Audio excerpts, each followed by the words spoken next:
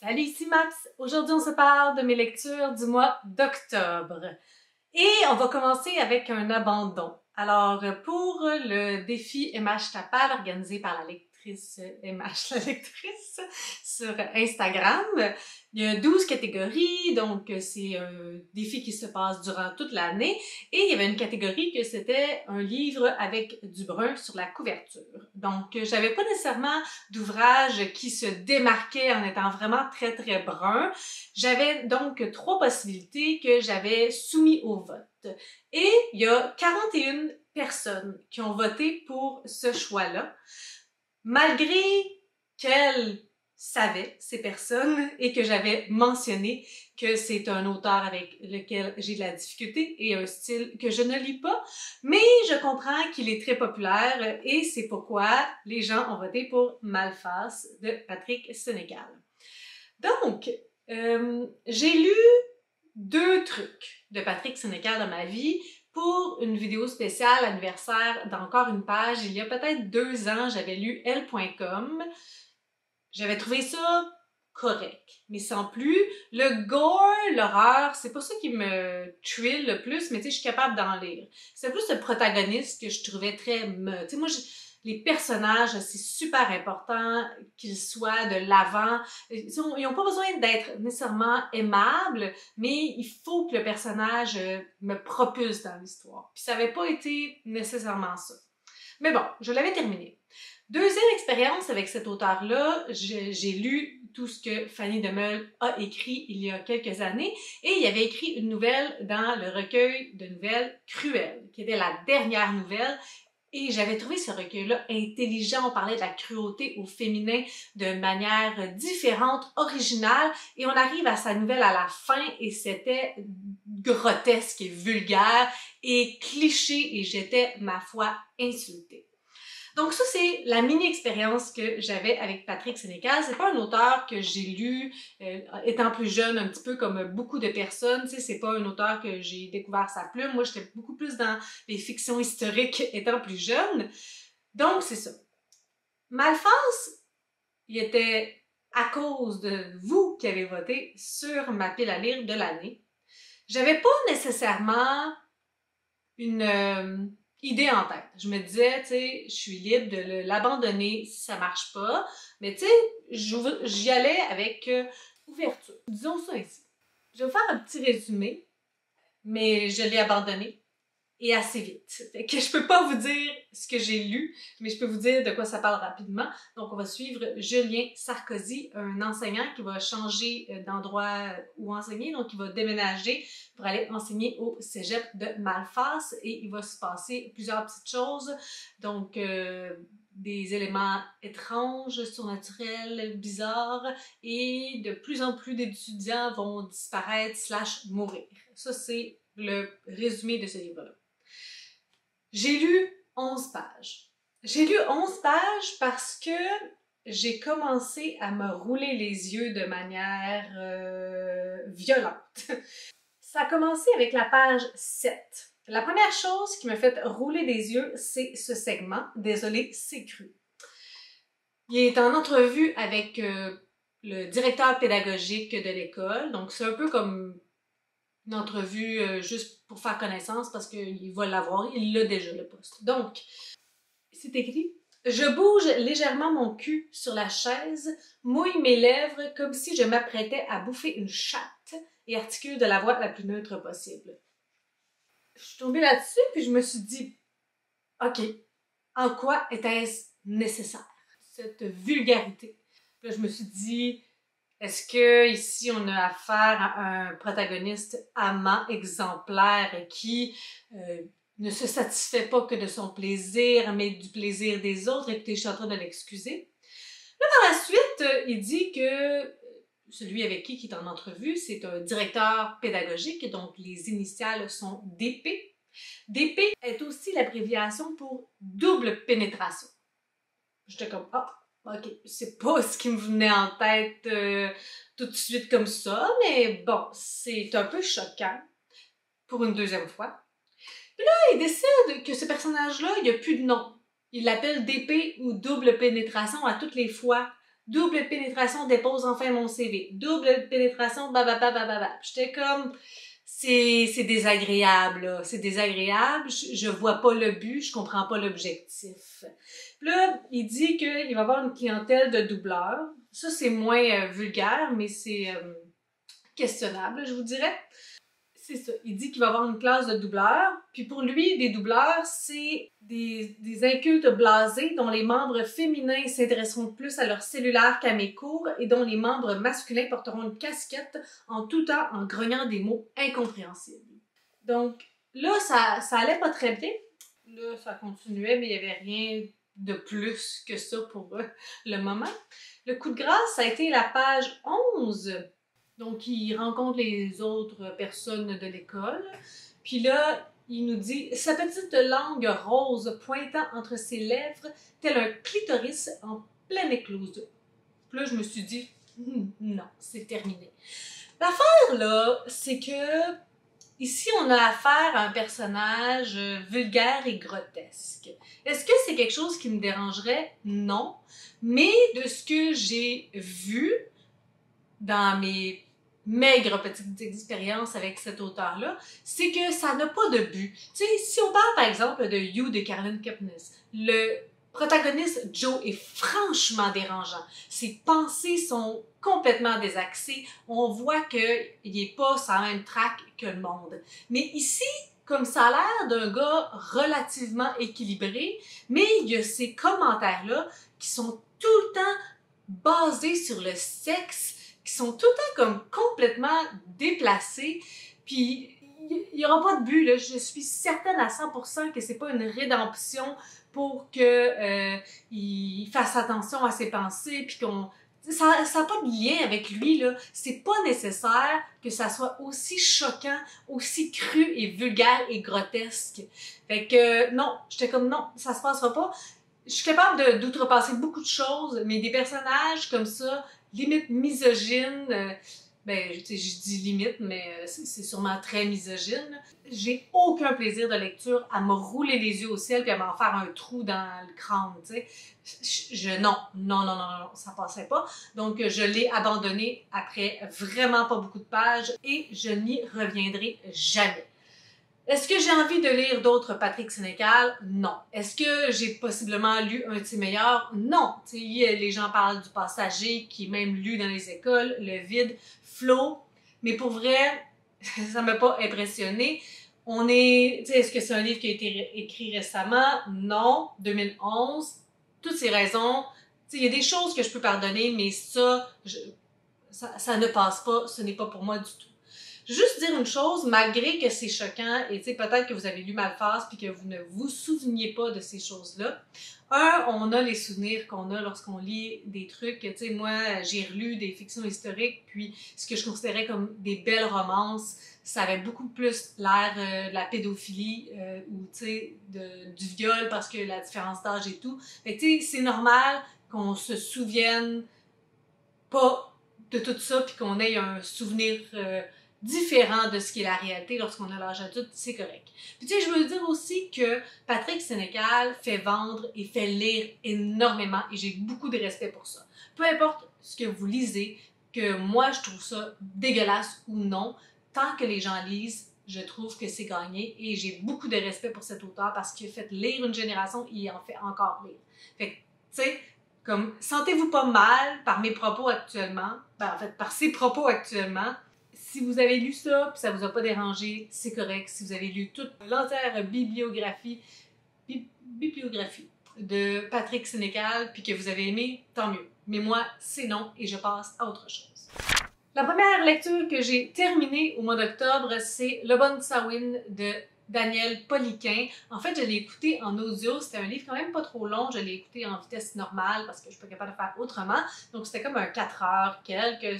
Ça s'est fait assez vite lorsque je berçais mon garçon pendant ces moments de nuit, d'insomnie, lorsque les dents poussent. Et j'ai vraiment beaucoup aimé ce livre-là. De quoi ça parle? On va suivre la vie de Bob Sawin, qui est un peintre célèbre pour mille et une raisons, mais c'est un genre de personnage un petit peu mystérieux. C'est comme une légende autour de lui. Mais ce qui va faire en sorte qu'on va parler de lui, encore une fois, c'est qu'on va l'accuser d'avoir mis le feu à sa maison, donc il va y avoir un procès et tout pour cet acte-là. Donc, au travers du roman, le procès ne prendra pas énormément de place, mais on va découvrir sa vie, sa mère, ses grands-parents, donc ses origines, sa généalogie, d'où est-ce qu'il vient. On va découvrir aussi les gens du village. Donc, on est dans un petit village dans le nord de l'Ontario qui se nomme Sioux Junction. Et on va découvrir les habitants parce qu'il y a comme une trentaine d'habitants, donc ceux qui sont autour de lui et qui sont importants. Et c'est pas mal ça. C'est un ouvrage que j'ai vraiment aimé. J'étais comme complètement dans l'histoire, dans l'écriture. Il y a quelque chose, un parler un peu plus oral. Puis j'aimais vraiment l'écouter avec la voix du narrateur qui est Richard Petit. J'espère que je ne me trompe pas, sinon je vais le mettre ici. Mais sa voix était vraiment excellente, comme c'est une belle voix chaude et suave. Et ça s'écoutait super bien. C'était vraiment le fun à suivre, donc j'ai aimé découvrir chaque personnage, on faisait des petits liens entre eux, puis on faisait le lien avec Obum Sawin, lui-même étant quelqu'un qui a eu une vie hors de l'ordinaire, mais en même temps comme très ordinaire, qui est quelqu'un qui est pas flamboyant, qui est pas extravagant, qui voulait passer en dessous du radar, mais pour des circonstances X, Y, Z, ça s'est pas passé ainsi. C'est un ouvrage qui est pas récent, il me semble, que j'ai entendu hier, que c'était comme à la fin des années 70 qui a été publié. Donc, c'est sûr qu'il y a des trucs par rapport aux Autochtones puis aux Premières Nations qui sont un peu choquantes, mais c'est surtout dans les termes utilisés et non, je crois, dans leur présence dans cet ouvrage-là. J'ai beaucoup aimé ce livre-là. C'est sûr que des petits trucs de procès, ça vient me chercher personnellement, mais j'ai tellement embarqué que je me suis demandé si c'était vrai. J'étais allée googler, voir si Sioux Junction, ça existait, puis ça n'existe pas. J'étais allée voir si Obum Sawin existait, puis il n'a jamais existé. Mais j'étais comme triste que ça soit pas le cas parce que j'aimais tellement être dans cet univers-là, puis découvrir les habitants, découvrir ce personnage-là de Thomas Obum Sawin, que j'étais triste finalement que c'était inventé, mais ça veut dire à quel point la qualité de l'auteur est bonne parce que je me suis laissée emporter puis j'étais comme mon Dieu, ça se peut pas que ça soit pas vrai, il faut que ça soit vrai. Donc si ça vous tente, je l'ai pas lu mais je pense que ça doit se lire aussi bien que ça s'est écouté. C'est sur audio donc c'est gratuit. Là. Puis voilà pour ma première lecture terminée au mois d'octobre. J'ai lu Les heures souterraines de Delphine de Vigan. Donc, dans ce roman, on va suivre deux protagonistes. Mathilde, qui va se voir perdre des responsabilités au travail de plus en plus, va se passer une situation avec son patron, puis il va l'isoler, il va la rabrouer, il va l'enlever des dossiers. Donc, on va vraiment participer, on va être présent pendant qu'elle va chuter complètement au travail, une dérive complète. Et l'autre protagoniste travaille aux urgences et est amoureux d'une femme qui, elle, voit plutôt leur relation comme du ici-maintenant. C'est pas nécessairement de l'amour plus que comme du plaisir. Donc, il est comme dans cette situation-là qu'il faut qu'il arrête cette relation-là parce que ça lui fait du mal. Puis, il est aussi un petit peu en réflexion par rapport à son travail, puis qu'est-ce qu'il désire, où est-ce qu'il est rendu aujourd'hui, puis, comme, tu sais, voir un petit peu plus le futur. J'ai bien aimé ce livre-là. Je vous dirais que la perspective de Mathilde, je l'ai trouvée très touchante. On est pris avec elle, on la voit perdre ses moyens, on la voit aussi que les gens s'éloignent d'elle parce que forcément c'est une situation avec son patron, puis les gens autour d'elle, ses amis ne veulent pas perdre leur travail, donc ils n'ont pas le choix de prendre l'autre côté. On voit toute la manipulation, on voit comment c'est insidieux et qu'elle ne s'en rend pas compte vraiment tout à fait jusqu'à temps que ça soit comme indéniable, puis qu'elle ait tout perdu, puis qu'il soit comme trop tard, tu sais. C'est super bouleversant, c'est super choquant, parce que, tu sais, si vous avez un sentiment d'injustice, ça va venir vous chercher au bout. Mathilde, c'est une femme forte, c'est une femme intelligente, mais elle va être vraiment comme pognée dans cette situation-là. Donc, tous les chapitres qui étaient avec Mathilde, des deux histoires, c'est vraiment l'histoire que j'ai trouvée la plus bouleversante. C'est quoi qui relie les deux histoires? Ce sont deux personnages qui vivent des choses très différentes, mais ça va se ressentir de manière similaire à certains moments. Il y a comme des passages, des phrases qui vont être dites pour exprimer comment Mathilde se sent, puis ça va être la même chose pour Thibaut, même s'ils sont dans deux réalités différentes. Donc ça, j'ai trouvé ça intéressant.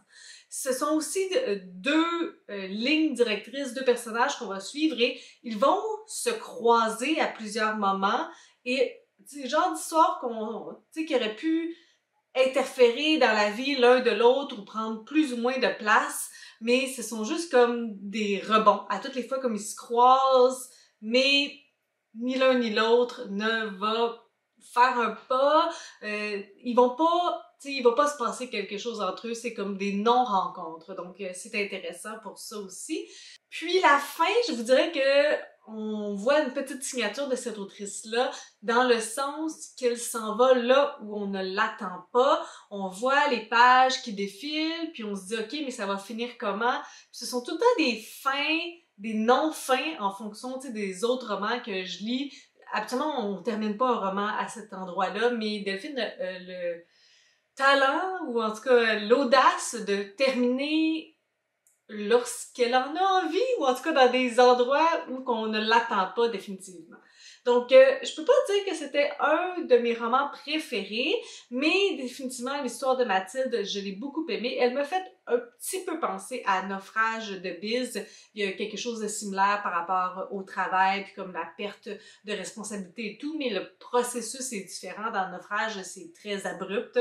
Genre, on te recalé au dernier sous-sol puis tu fais plus rien de tes journées. Elle, c'est beaucoup plus insidieux que ça. Mais pour ce volet-là, j'ai beaucoup aimé. J'ai pas grand-chose à y reprocher. C'est juste que comme le tout au complet, je trouve pas qu'il était aussi renversant. Tu sais, l'histoire de Thibaut, elle était intéressante, mais beaucoup moins prenante. Donc, comme quand même une très bonne lecture. Je suis très contente de lire tout ce que Delphine de Vigan écrit.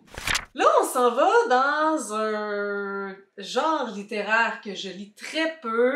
Je vous en ai parlé dans ma pile à lire du mois d'octobre. J'étais comme, je sais pas si je vais le lire. Sylvain est supposé m'envoyer une édition qui est celle-ci. C'est lui qui me l'a envoyé, L'Exorciste de William P. Blatty. Donc, pourquoi j'ai lu ça? Je sais pas. Sylvain et moi, on est des amis depuis des bonnes années. Si ça fait faire 7 ans que je suis sur YouTube, ça fait pas mal comme 6 ans qu'on se parle assez régulièrement.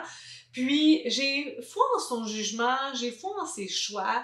Puis, même si parfois il lit des trucs hors de ma zone de confort, je trouve tout le temps ou très souvent quelque chose d'autre que peut-être le propos principal pourquoi on lit ces livres-là. En tout cas, je vais vous expliquer un petit peu, c'est peut-être pas clair. Donc, L'Exorciste, si vous ne connaissez pas cette histoire-là ou si vous n'avez pas vu le film, moi je ne l'ai pas vu et je ne le verrai jamais. C'est l'histoire, ben ici on a Chris, c'est la mère, il y a peut-être pas de T, juste Chris McNeil. Elle habite avec sa fille Regan, elle est actrice, puis sa fille elle a une dizaine d'années à peu près. Une belle petite jeune fille, douce, agréable, joviale, puis du jour au lendemain, elle va commencer, sa fille, à avoir des comportements différents, à être plus nerveuse, à entendre des bruits dans la maison, à avoir peur. Il y a comme une couple de petites choses qui vont se passer qui sont pas bien agréables et les comportements bizarres, grossiers vont devenir de plus en plus présents jusqu'à une perte totale de la personnalité initiale de la jeune fille. Donc, Chris, c'est une femme athée. Donc, au début, ben là, elle va se poser des questions, elle va aller du côté médical, voir physiquement qu'est-ce qui se passe, est-ce qu'il y aurait une explication rationnelle, éventuellement psychologiquement, et on va devoir se tourner peut-être vers l'exorciste à la fin de tout ça. C'est une histoire qui m'a vraiment surprise parce que j'étais pas tant youp la vie pour lire les trucs d'horreur. Je savais que j'aurais une meilleure tolérance à les lire qu'à les regarder. Les regarder, ça s'imprègne dans ma tête puis j'aime vraiment pas ça. Lire, je suis pas quelqu'un qui voit un film lorsque je lis, donc tu sais, je me disais ça, je vais être capable. J'ai déjà lu des trucs d'horreur, c'est pas ce qui me fait le plus de bien, que j'aime ça particulièrement, mais tu sais, je me dis que j'aurais été capable et que j'avais confiance en mes capacités.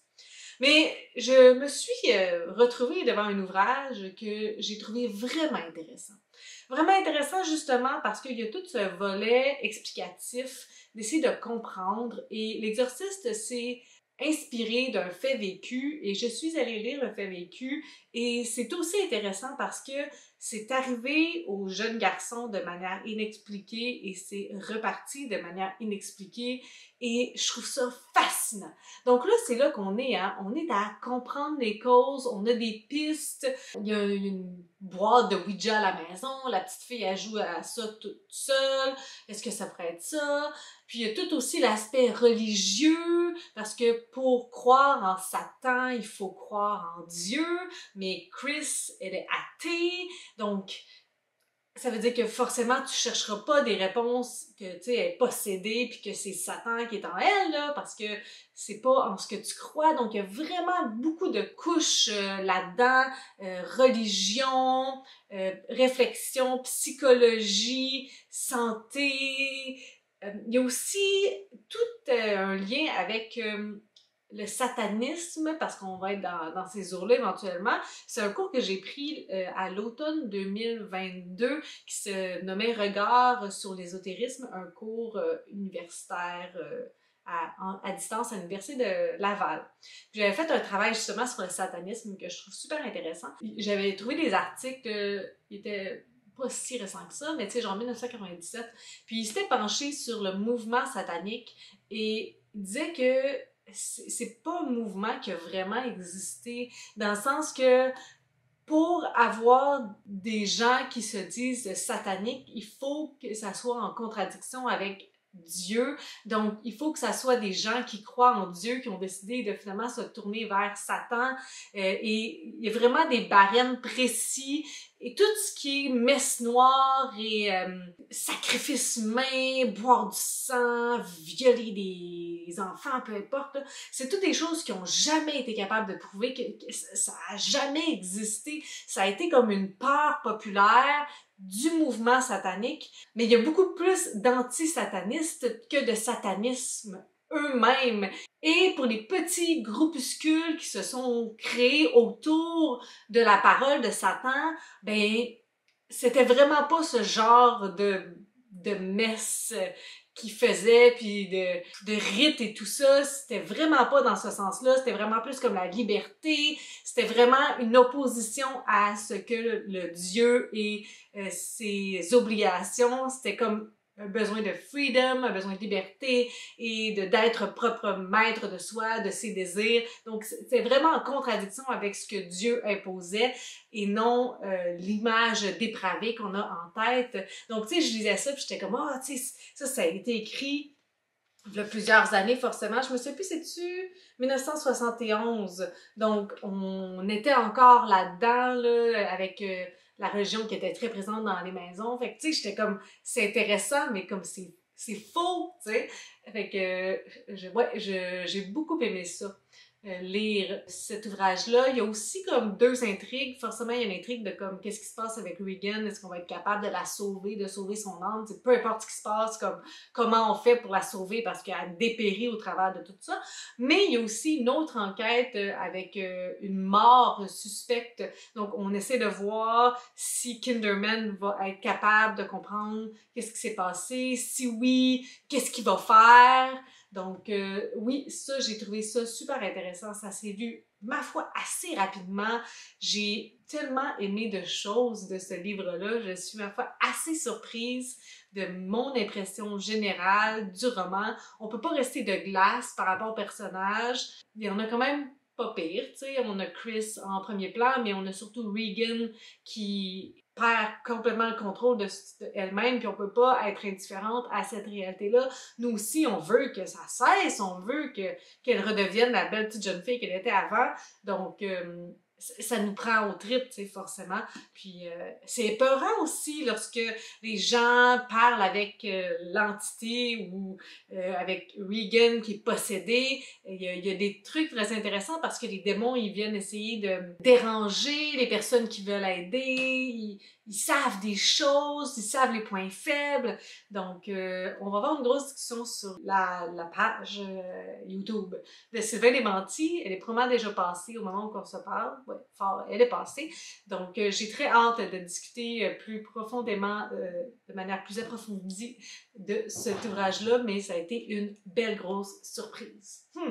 Je continue avec un collectif. Je vous en ai pas parlé, c'était pas prévu, mais j'avais comme besoin de quelque chose pour le soir parce que je pouvais pas lire L'Exorciste à ce moment-là.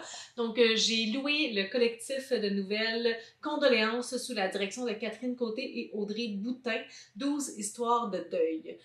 Ça dit histoire de deuil, mais je vous dirais plus comme autour de la mort, parce que pour moi, le deuil, c'est comme le processus de la perte, puis de l'acceptation. Ça a vraiment quelque chose plus comme d'un processus.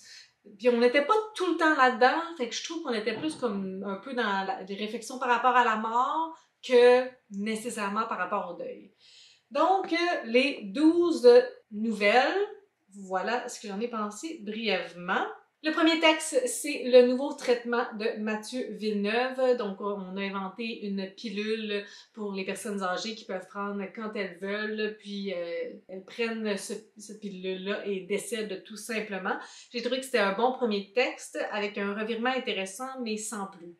Le deuxième texte, c'est celui de David Boudreau, S'en tenir au texte, c'est comme ça que ça se nomme. J'ai trouvé que on ressent bien David Boudreau dans cette nouvelle-là. Si vous avez lu La Bête, vous ne serez pas trop choqués de la dichotomie qui se passe dans cette nouvelle. J'ai bien aimé ça. La troisième, c'est La dérive des clowns tristes de Cassie Bérard.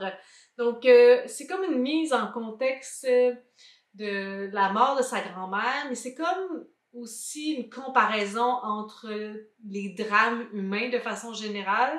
Donc, j'ai trouvé ça correct. On avait Madame Lomère-Bolduc de Nicolas Giguère qui parle de la perte de sa grand-maman. J'ai trouvé que c'était un texte très vulnérable.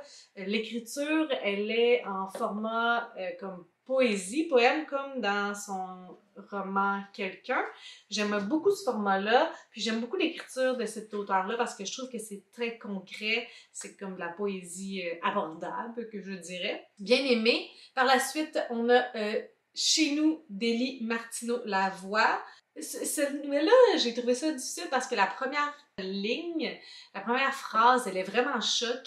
J'ai trouvé que le reste de la nouvelle n'était pas à la hauteur de sa première phrase. Je trouve qu'il y avait un beau potentiel puis qu'on n'est pas allé vraiment assez original. On n'est pas allé assez loin avec ça. Donc, c'est ça. C'était comme foin un peu. Pour l'émotion que la première phrase m'a faite, ben le reste était pas à la hauteur, malheureusement.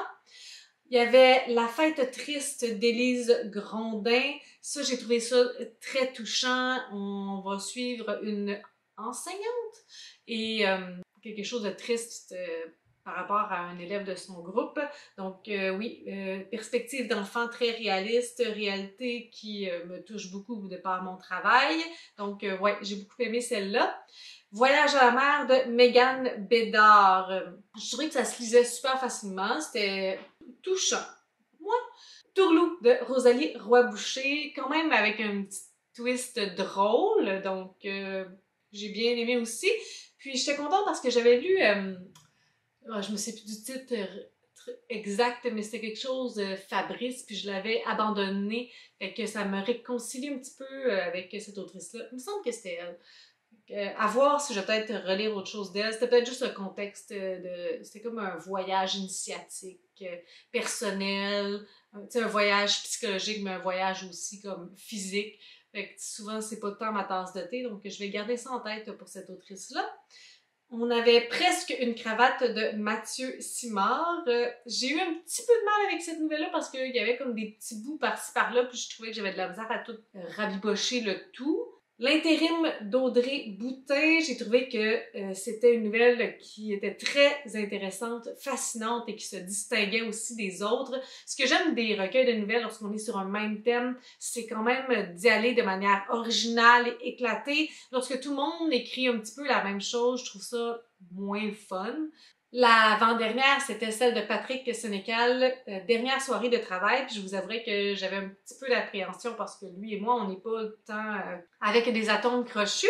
J'ai trouvé que c'était une nouvelle très propre pour Sénécal, mais elle manquait définitivement de torque. C'était très bas. Et la dernière relique de Fanny Demeule. Fanny Demeule, là, elle a un univers éclaté. J'ai commencé à lire cette nouvelle-là, puis j'étais comme, OK, c'est dérangeant. Et dérangeant, là, ça devient franchement dérangeant. Mais hein, je suis très contente de l'avoir lu parce que c'est justement ça que je veux. On a pris un sujet, puis on est allé, là, quelque part de très glauque et sans dents et gore, qui est une autre branche de Fanny de Meule, et ça m'a diverti, même si ça m'a donné froid dans le dos. Voilà! On y va avec Chanson française de Sophie Letourneau. Donc, on va suivre Béatrice qui cherche l'homme de sa vie et qui va rencontrer Christophe, et ça pourrait bien être lui. Par contre, il va se passer des petites choses, des petits malentendus, puis on n'est pas certain de la nature de cette relation-là. Est-ce que c'est vraiment une relation saine ou est-ce que ça serait comme un peu toxique? C'est pas tout à fait clair. Donc, c'est pas mal ça qu'on va suivre le parcours de Béatrice à la recherche du grand amour.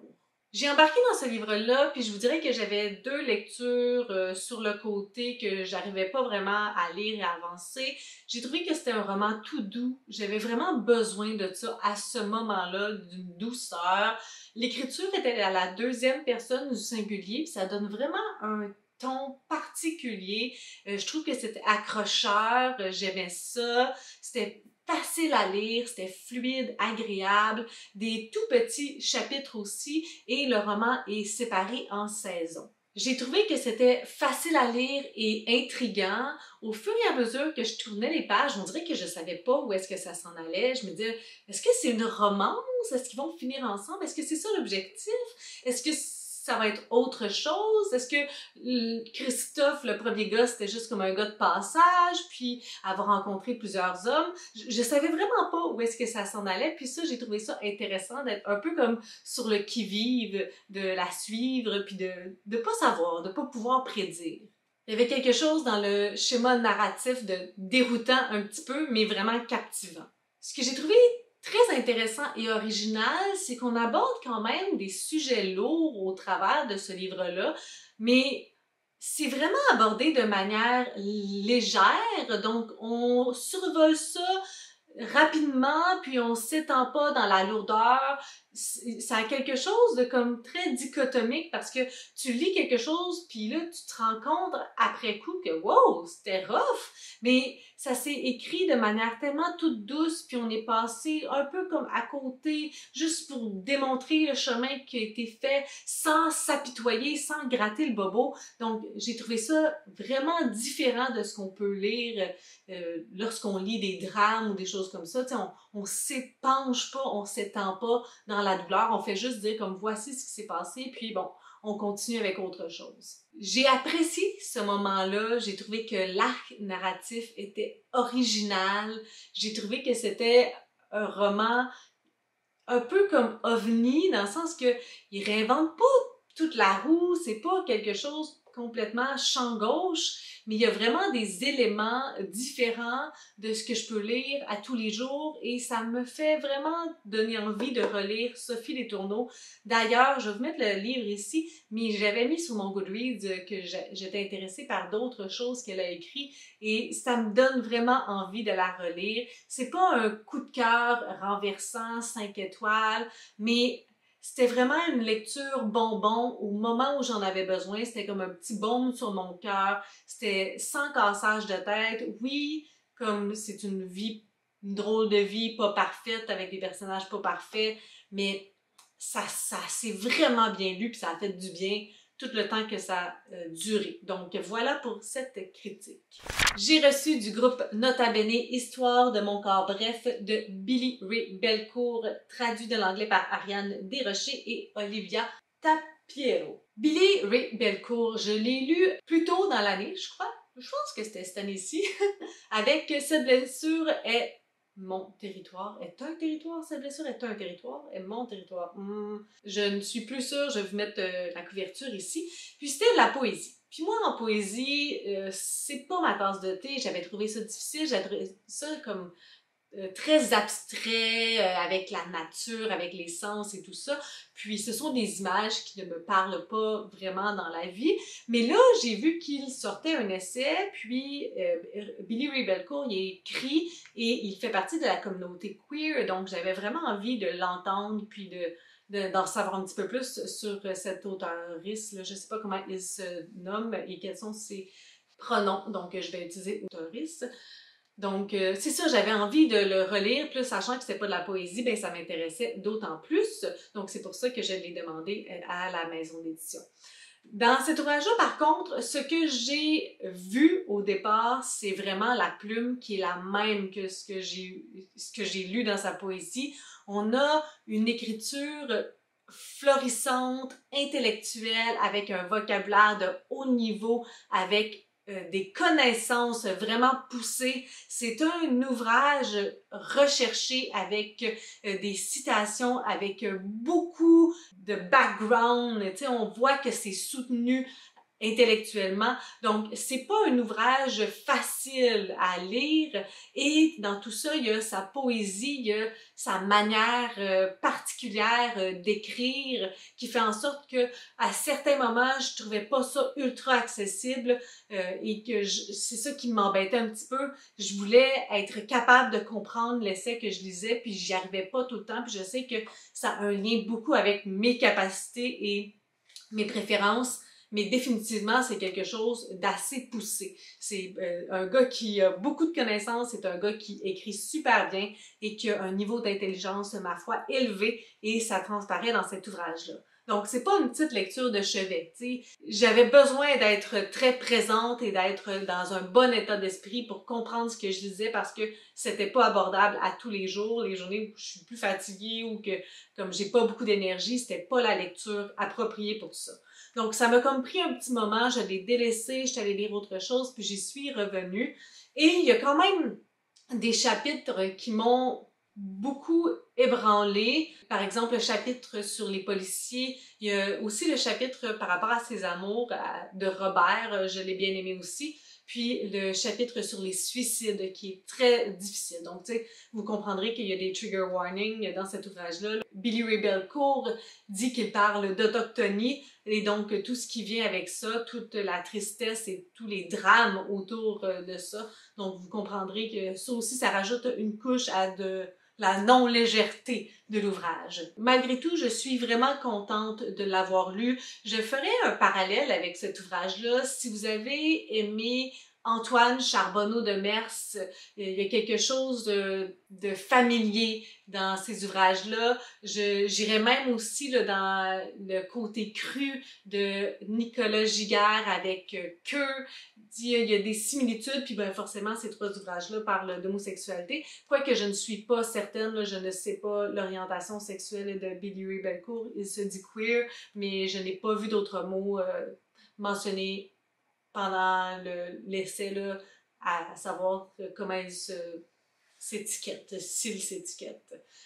Donc, voilà pour cet essai-là. Je pense que j'ai des noms en tête de personnes à qui ça pourrait plaire davantage, mais malgré tout, je suis contente de l'avoir reçu. Merci beaucoup.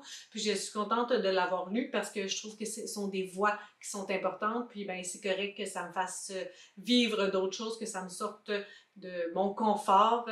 Puis, voilà. Au pays du désespoir tranquille de Marie-Pierre Duval. Donc, on va suivre Marie qui travaille en télévision. C'est une fille qui vise l'efficacité, qui vise la performance, qui travaille dans un milieu où il n'y a pas de début et de fin. S'il y a des imprévus, il faut que tu sois disponible 24/7. Donc ça, c'est sa routine, un petit peu imprévisible, à travailler beaucoup, un petit peu tout le temps. Il y a des rushs d'adrénaline, il y a des moments plus calmes et c'est difficile à prévoir. C'est une vie un petit peu sur le qui-vive où on survit ou qu'on a de l'argent en fonction de contrats. Donc, il faut démontrer une éthique professionnelle incroyable pour être réengagé et avoir d'autres contrats. Contractuel, ça veut dire que tu n'as pas de permanence, ça veut dire que ça se peut que demain tu n'aies plus d'emploi si on décide de te mettre à la porte ou peu importe. Donc, il y a quelque chose de très stressant, il y a quelque chose de performance dans ce travail-là qui est difficile à porter pour cette protagoniste-là et pour les gens en général qui travaillent dans le milieu. Il faut plaire à ceux qui sont les big shots, il faut plaire aux vedettes, il faut plaire à l'équipe, puis démontrer qu'on est indispensable, même si personne ne l'est. Et éventuellement, ben, la protagoniste, elle va s'épuiser, elle va tomber dans une dépression, puis c'est ça qu'on va suivre dans la deuxième partie de cet ouvrage-là. Elle va comme se perdre, elle va réaliser qu'elle n'a peut-être pas les bons objectifs, qu'elle ne sait plus trop comment agir, elle ne se retrouve plus elle-même. Donc, ça va être un petit peu cette quête-là qu'elle va suivre pour arriver finalement peut-être à se retrouver. Qu'est-ce que j'ai pensé de ce livre-là? Je vous dirais que j'ai eu des montagnes russes. J'ai vécu ça en montagne russe parce que j'ai beaucoup aimé la première partie. Je trouvais ça super intéressant, le milieu de la télévision. Tu sais, c'est un milieu qu'on connaît pas beaucoup si on n'est pas de l'intérieur. On en entend un petit peu parler de plus en plus, mais en tout cas, j'aimais vraiment beaucoup. J'aimais l'écriture, je trouvais que ça se lisait super bien. Il y avait de l'action, j'aimais la protagoniste. J'ai beaucoup aimé la première partie. J'étais là avec elle, j'aimais les thématiques, j'aimais comment c'était écrit, je vivais ces up and down, je voyais les enjeux avec la situation familiale, puis j'étais comme oh my god, je trouve que le conjoint, il est pas si conciliant dans le suz que il y a so much qu'elle peut faire, là, ça reçoit un appel à 11h du soir, il faut qu'elle traite, puis il faut qu'elle aille travailler parce que si elle veut avoir un job demain, il faut qu'elle livre le produit, là. Je comprenais sa réalité professionnelle, je comprenais que c'était un petit peu au détriment de la famille. J'étais avec elle complètement, puis avec sa réalité particulière qui n'est pas nécessairement celle de son conjoint.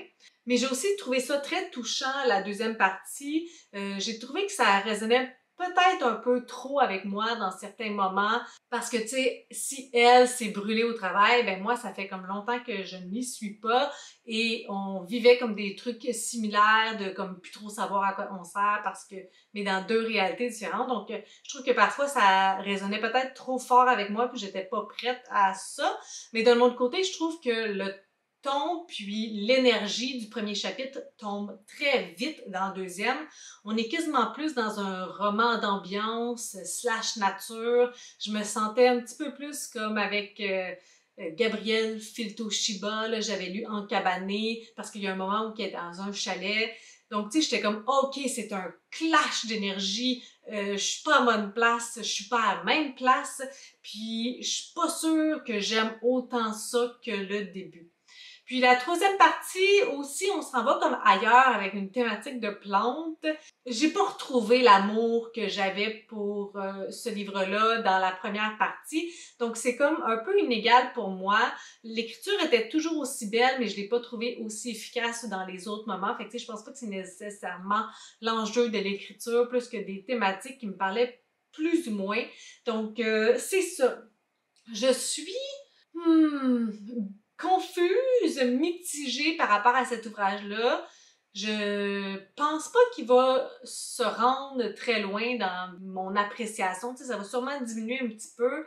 Je suis un peu déçue parce que j'ai tellement aimé le début qu'on dirait que comme ça a crashé plus fort vers la fin lorsque je m'y retrouvais plus puis que j'étais comme oh mon Dieu, j'ai de la misère à tourner les pages puis à me retrouver. C'était tellement un changement dans l'énergie, une diminution d'énergie dans l'arc narratif, même si je comprends, tu sais, justement, on commence puis on la suit dans son parcours. Tu sais, l'élément déclencheur, c'est comme le fait du burn-out, la dépression et tout ça, fait que je comprends que ça diminuait. Tu sais, il y a rien que j'y reproche, plus que comme moi, on dirait que j'ai pas suivi au niveau d'énergie, j'ai pas continué à être aussi présente tout au long de ce livre-là. Si vous êtes un petit peu fan d'Ennéagramme, je vous dirais que c'est une protagoniste très intéressante si vous connaissez un petit peu les types. Elle est très type 3, quelqu'un qui est axé sur la performance, sur le résultat, qui est over-préparé, qui pourrait jamais être assez préparé. Elle est vraiment comme première de classe, puis elle n'est pas habituée à l'échec. Il faut que ça soit des succès coûte que coûte. Donc, c'est très intéressant comme protagoniste. Ce n'est pas moi. Moi, j'ai un côté plutôt sloppy, malheureusement. J'aimerais ça être un petit peu plus comme ça, mais ce n'est pas le cas. Donc, voilà pour mon appréciation de ce livre-là. On est rendu au dernier segment pour mes lectures du mois d'octobre, donc j'ai lu Ceci n'est pas un fait divers de Philippe Besson. On avait parlé de cet auteur-là dans un épisode de mon podcast Qu'est-ce que tu lis? Si vous n'êtes pas encore allé voir mon podcast, il y en a la version en visuel, donc sur YouTube, mais aussi vous avez la version audio seulement. Donc, on avait parlé de Ceci n'est pas un fait divers. En fait, c'est Sylvain qui l'avait lu et qui en a parlé sur le podcast. Donc, je l'ai lu. C'est l'histoire, en fait, de deux frères et sœurs, un frère et une sœur. Il a 19 ans, elle en a 13. Et elle va l'appeler au téléphone, il habite plus à la maison depuis quelques années, elle va l'appeler et elle va lui dire Papa a tué maman. Et ça commence comme ça. Donc, ça c'est notre point de départ, on va parcourir ce qui va se passer après. Ça s'est passé dans leur maison. Léa, la jeune fille de 13 ans, c'est la seule témoin. Et donc, ils vont devoir passer au travers de tout ça, donc se retrouver sans mère et que leur père, c'est celui qui a tué leur mère et donc forcément, possiblement que leur père va faire la prison. Donc, un peu comme orphelin avec des sentiments mitigés par rapport à leur père parce qu'il a toujours été cette figure paternelle, beaucoup plus du côté de Léa que du côté du garçon, mais c'est quand même des sentiments mitigés parce qu'il y a beaucoup de colère par rapport à lui, mais il y a quand même des souvenirs et il y a quand même eu cette présence-là en lien avec eux. Il y a aussi tout l'aspect de la maison, donc ça s'est passé dans leur maison familiale. Ils ne pourront pas y aller pour un bon bout de temps parce que c'est une scène de crime, donc où est-ce qu'ils vont vivre pendant ce moment-là? C'est vraiment le parcours de victimes collatérales. Et on parle souvent un petit peu que comme dans ces situations-là, il y a des victimes qui ne sont pas la victime, tu sais, des dommages collatéraux. Mais on voit dans ce livre-là à quel point c'est pas simple pour ces personnes-là, même s'ils ne sont pas la victime ou les victimes, ben ils sont quand même des victimes. Et c'est ça qu'on va suivre. C'est important d'avoir du support pour ces personnes-là, d'être à l'écoute et de valider leurs émotions. Tu sais, Léa, elle va beaucoup souffrir du fait qu'elle n'ira plus voir son père, alors que elle, ça semble peut-être pas si simple que ça de couper les ponts. Il va y avoir aussi le procès, une petite partie du procès qui est quand même difficile parce que forcément les avocats des deux côtés veulent gagner leur cause. D'un côté, on dépeint le père comme un pur monstre, d'autre côté, on dépeint la mère comme si c'est elle qui faisait en sorte qui l'a poussé à bout et que lui, c'est une pauvre victime de l'avoir tué finalement. Donc ça aussi, ça vient chercher des émotions. Il y a tout l'aspect aussi avec, ça sera pas nécessairement une enquête, mais les interrogatoires. Donc Léa va devoir expliquer qu'est-ce qu'elle a vu. Les enfants vont devoir expliquer est-ce que c'était le genre de relation conflictuelle entre les parents. Donc, tu sais, comme se mêler un petit peu de la vie des parents. Puis aussi tous ceux qui étaient autour de la famille et qui ont peut-être vu des signes par-ci par-là, mais qui ont fermé les yeux. Il y a beaucoup de choses dans ce livre-là. Il est pas super gros, les chapitres sont courts, ça se lit super bien. Il y a plein de filons super intéressants dont on ne parle pas tant habituellement. Dans un livre, on va rester sur un aspect précis. Ici, on parcourt quand même plusieurs sujets sans nécessairement sentir qu'on l'effleure. J'ai l'impression qu'on creuse bien de manière efficace, concise, puis on passe à autre chose dans un autre volet. Il y a vraiment beaucoup de petites choses super intéressantes dans ce livre-là. Tu sais, au début, je trouvais que ça se lisait bien et tout, mais au fur et à mesure, je me suis rendu compte qu'il y a quand même de l'originalité, puis des éléments auxquels je n'avais pas réfléchi parce que forcément, je suis pas une victime collatérale d'un drame comme ça. Donc, ça m'a fait réfléchir à quel point c'est pas si simple, c'est beaucoup de teintes de gris, et aussi à quel point ça peut être confrontant, traumatisant pour les gens qui doivent continuer à vivre après un drame aussi lourd. C'est un ouvrage bouleversant. Ça se veut pas un ouvrage ultra lourd malgré les sujets assez sérieux. Comme j'ai ressenti des choses, il y a des éléments qui m'ont fait réfléchir. J'étais avec les protagonistes, je comprenais la vision de celui qu'on suit, mais je comprenais aussi Léa. Ouais, c'est ça, une forte lecture. Puis de ce temps-ci, je vois beaucoup et j'ai entendu parler d'un autre livre de Philippe Besson, Arrête avec tes mensonges, et ça me donne quand même envie d'en lire, de relire cet auteur-là pour comprendre un petit peu plus son univers. Le dernier livre, ça va faire une loupe avec le premier, c'est un abandon. Ça me fait vraiment de la peine parce que j'avais entendu Karine Minier de Mon Coin Lecture en parler, puis ça avait l'air super intéressant. Puis rétrospectivement, je l'ai abandonné assez vite. Lorsque je l'ai commencé, je me suis rendu compte qu'il y avait un élément que je trouvais super intéressant lorsque Karine en a parlé, mais j'aurais dû savoir que ça ne me plairait pas. Donc, j'ai abandonné Anima de Wajdi Mouawad. C'est l'histoire de Wash Debj et il va découvrir le meurtre de sa femme. Et on va suivre l'après de tout ça de la perspective des animaux. Donc, on a tout plein de petits chapitres et ce sont différents animaux qui nous racontent ce qu'ils voient, où ils sont, qu'est-ce qui se passe. C'est écrit en latin, donc parfois c'est plus facile que d'autres fois à savoir c'est quel genre d'animal, mais mon latin est très rouillé, genre inexistant. Puis c'est ça, c'est l'élément que je m'en veux un petit peu, je me suis fait un petit peu des faux à croire parce que il y a autant de narrateurs que de chapitres, ou presque. Donc, c'est sûr que j'allais avoir de la misère à suivre, que j'allais pas être satisfaite. Le fait que c'est en latin, j'aimerais ça savoir c'est quel animal immédiatement, mais là, il faudrait que je fasse de la recherche, puis ça, c'est pas quelque chose que j'aime faire. Je suis une lectrice paresseuse, donne-moi les clés, fais-moi pas des mystères. Donc, ça a pris quelques chapitres, puis là, je voyais que j'y arriverais pas. On était dans une perspective, là, ça ressemblait à des oiseaux, là, on était avec un chien, mais là, je savais plus quel genre d'insecte ou d'animal nous parlait, nous racontait ces affaires-là. Donc, je me suis rendue à l'évidence assez rapidement que ce ne serait pas pour moi. Malheureusement, c'est possiblement un ouvrage vraiment très cool. C'est super original, mais je ne pourrais pas le lire. Ça faisait juste quelques petits chapitres et ils sont tout minuscules. Puis, ça ne fonctionnait pas. Donc malheureusement, c'est comme ça que se termine mon bilan du mois d'octobre. Ça a été quand même en montagne russe, il y a beaucoup d'abandon pour ce mois-ci, mais c'est correct. C'est juste que c'est quand même difficile sur le moral lorsque j'abandonne beaucoup parce que j'ai l'impression que comme il n'y a rien qui va me satisfaire, je me dis que c'est moi qui est dans un mood, mais je pense quand même que c'est la meilleure chose à faire parce que rester dans des lectures qui me plaisent pas, c'est pire. Ça m'assure de rester dans une genre de panne de lecture et c'est pas ce que je désire. Donc, quel a été votre coup de cœur du mois d'octobre? Écrivez-moi ça en dessous de la barre d'informations en commentaire. Si vous avez des suggestions, des critiques, des commentaires, n'hésitez pas à le faire en dessous de ma vidéo. Je publie une vidéo le samedi. Si vous avez aimé cette vidéo, n'hésitez pas à mettre un petit pouce, à vous inscrire à ma chaîne. Et sur ce, je vous souhaite de bonnes lectures.